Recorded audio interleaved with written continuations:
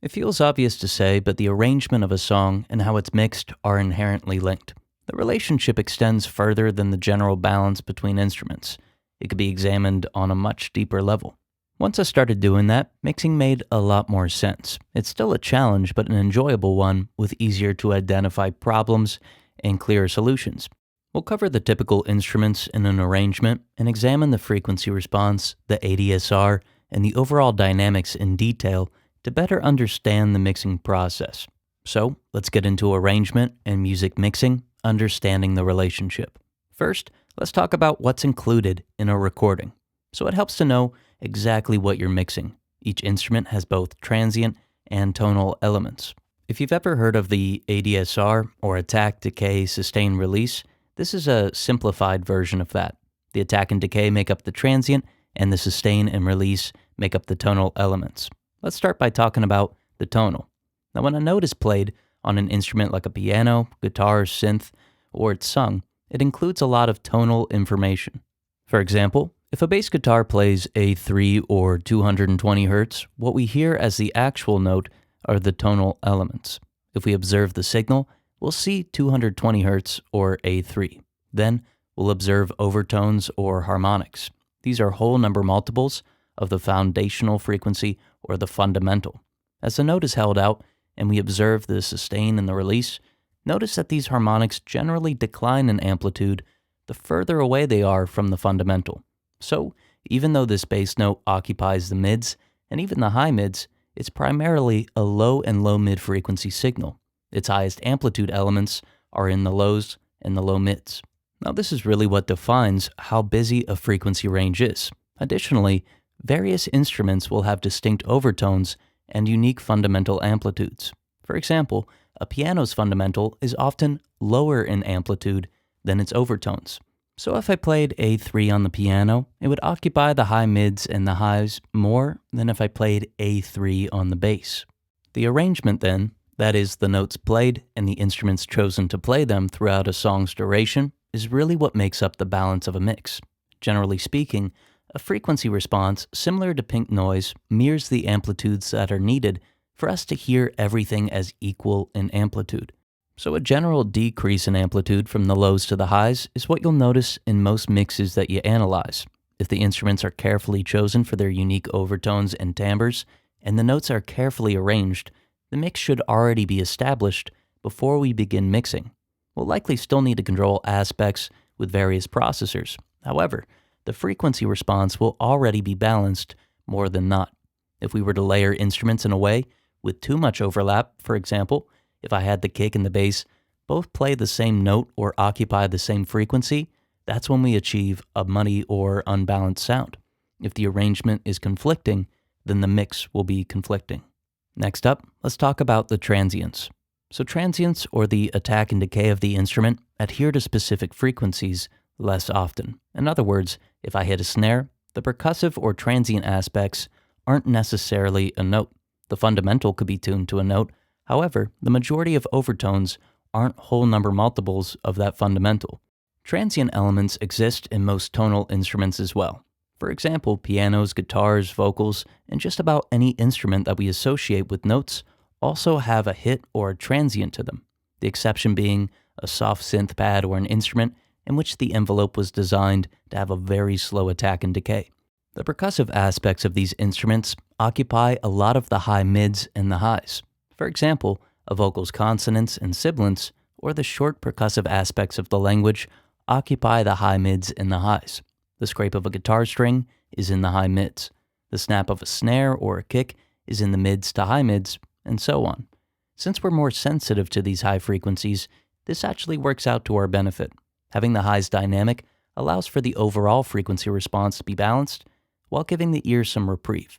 When the highs are too high in amplitude, such as when vocal sibilance is uncontrolled and aggressive, it ranges from the mildly annoying to actually painful. So this dynamic relationship between tonal and transient is important. The transient allows for high frequencies to be filled, while ideally retaining a comfortable listening experience. This isn't to say that tonal elements don't exist in the high range, just that they're often too low in amplitude for what we perceive to be a balanced frequency response. The addition of high-frequency transient information is what establishes that balance. Now, real quick, before we get into the next section of the video, Sage Audio is an analog mastering studio. We've been around for 20 years and offer our services for $49 per track.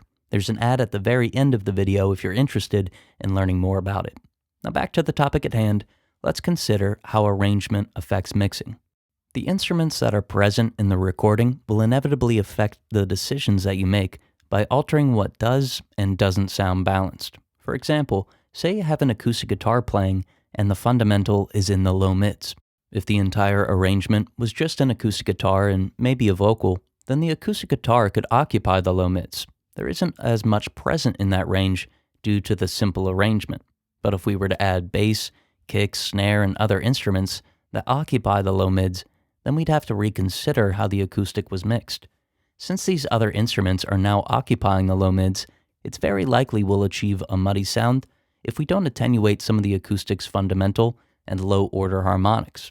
If we were the ones doing the arrangement, we may even decide to play the acoustic guitar one octave higher to avoid this issue.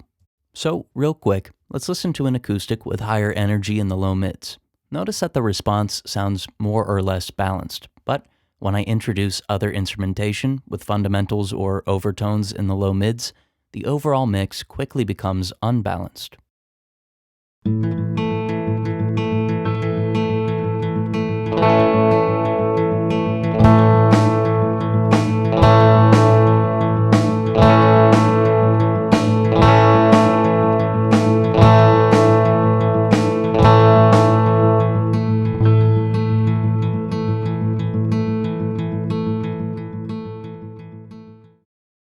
Next, say the arrangement includes a synth with a lot of overtones between 2 to 5 kHz.